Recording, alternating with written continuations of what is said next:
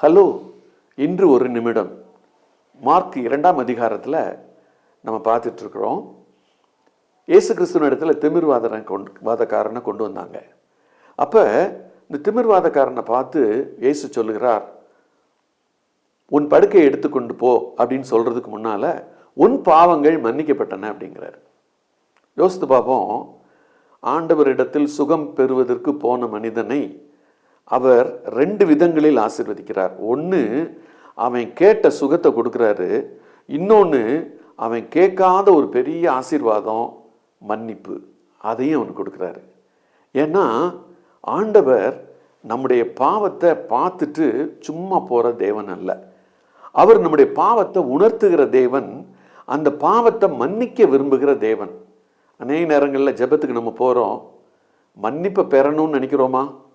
அதுக்கப்புறம் நமக்கு ஆசீர்வாதம் வேணும்னு நினைக்கிறோமா? இல்லை ஆசீர்வாதம் மட்டும் போதும், எனக்கு மன்னிப்பு வேணான்னு நினைக்கிறோமா? சிந்திச்சு பார்ப்போமா?